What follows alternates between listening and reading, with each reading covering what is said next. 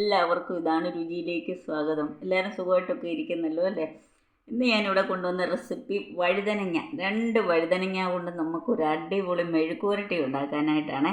അത് വളരെ ടേസ്റ്റാണ്. കറി ഒന്നും ഇല്ലെങ്കിലും ഇച്ചിരി തൈരും ഈ വഴുതനങ്ങ മെഴുക്കുവരട്ടിയുമായിട്ട് നമുക്ക് ചോറുണ്ണാൻ പറ്റും. എന്തോ 2 മതി. പച്ച വഴുതനങ്ങയാണ് ഇതിന് കൂടുതൽ നല്ലത്, നല്ല ടേസ്റ്റിയോ. അപ്പോൾ ഇത് നമുക്ക് അരിഞ്ഞെടുക്കാം ചെറുതായിട്ട്.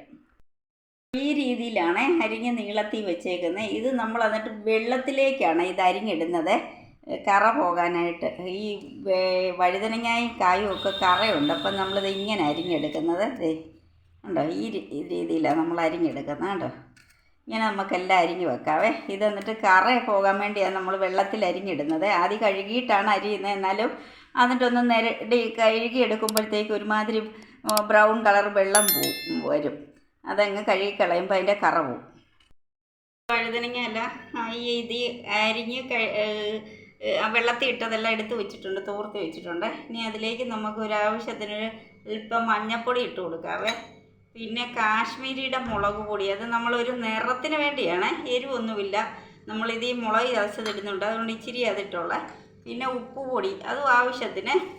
പിന്നെ നമുക്കിത് വേണ്ടത് ഗരം മസാലയുടെ പൊടിയാണ്. എല്ലാം കൂടെ കറുവെല്ലാം വറുത്ത് പൊടിച്ച് വെച്ചതാണ്, ഏലക്കായല്ല അതിൻ്റെ. പിന്നെ ഒരു ശകലം കുരുമുളക് പൊടി. ഇത് ഇത്രയിട്ട് നമുക്കെല്ലാം കൂടെ നല്ലപോലെ ഒന്ന് ഇളക്കിയെടുക്കണേ. നമ്മൾ പുരട്ടി അങ്ങനെ വെച്ചിട്ടുണ്ട് എല്ലാം കൂടെ. ഇനി നമുക്ക് അടുപ്പയിലേക്ക് വെളിച്ചെണ്ണയാണ് ഒഴിച്ച്. ഇത് വെളിച്ചെണ്ണ തയ്യാറാക്കുന്നത് തന്നെ നല്ല. എത്ര വെളിച്ചെണ്ണ ഉണ്ടെങ്കിലും നല്ല. പിന്നെ വെളിച്ചെണ്ണ കുറവ് വേണ്ടവർ കുറച്ച് ഒഴിക്കുക. ഞാൻ 1.5 ടേബിൾ സ്പൂൺ വെളിച്ചെണ്ണ ഒഴിച്ച് അതിലേക്ക് നമുക്ക് വെളുത്തുള്ളി ഒരു 4 അല്ലി ഞാൻ ചതച്ചതാണ്, അതൊന്ന് നമുക്കൊന്ന് ഇങ്ങനെ മൂപ്പിച്ച് കൊടുക്കാവേ. അതിലേക്ക് തന്നെ നമുക്ക് ഒരു കുറച്ചുള്ളി, ഒരു 10-15 ഉള്ളി നമുക്ക് നെടുനീളം കീറിയതാണ്, അതും ഇതിലേക്ക് ഇട്ട് കൊടുക്കാവേ. ഇതെല്ലാം കൂടെ ഒന്ന് നമുക്ക് ഇളക്കി യോജിപ്പിക്കാം, വഴന്ന് വരട്ടെ. വെളുത്തുള്ളി വഴന്നിട്ടുണ്ട്, അതിലേക്ക് നമുക്ക് ഇച്ചിരി കരിയാപ്പില ഇട്ട് കൊടുക്കാവേ. വഴന്നിട്ടുണ്ട്, ഇപ്പം തന്നെ നല്ല ഒരു മണമൊക്കെ വരുന്നുണ്ട് വെളുത്തുള്ളി മൂത്തതിൻ്റെ.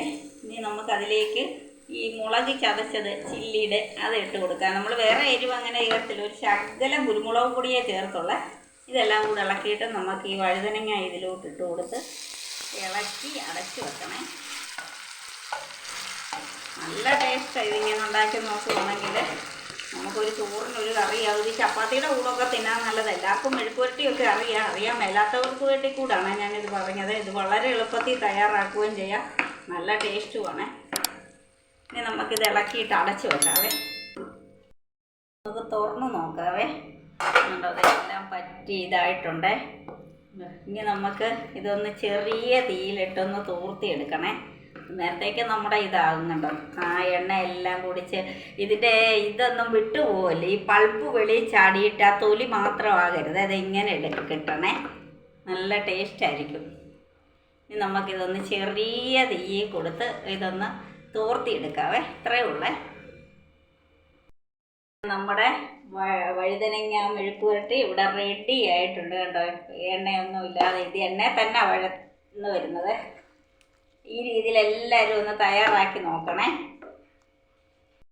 ചപ്പാത്തിയുടെ കൂടെയും ചോറിൻ്റെ കൂടെയും ഒക്കെ കഴിക്കാൻ പറ്റുന്ന ഒരു വിഭവമാണ്. വളരെ എളുപ്പത്തിൽ ഉണ്ടാക്കാൻ പറ്റുകയും ചെയ്യും. ഈ വിഭവം ഇഷ്ടമായെങ്കിൽ നിങ്ങളെല്ലാവരും എനിക്ക് വേണ്ടി ഒന്ന് സബ്സ്ക്രൈബും ലൈക്കും ഷെയറും കമൻറ്റും ഒക്കെ ഒന്ന് ചെയ്തേക്കണേ. എൻ്റെ വീഡിയോ എല്ലാവരും സ്കിപ്പ് ചെയ്യാതൊക്കെ ഒന്ന് കാണണേ. നാളെ പുതിയൊരു വിഭവമായിട്ട് ഞാൻ നിങ്ങളുടെ മുന്നിൽ എത്തുന്നതായിരിക്കും ഇൻഷാ അല്ലാഹ്.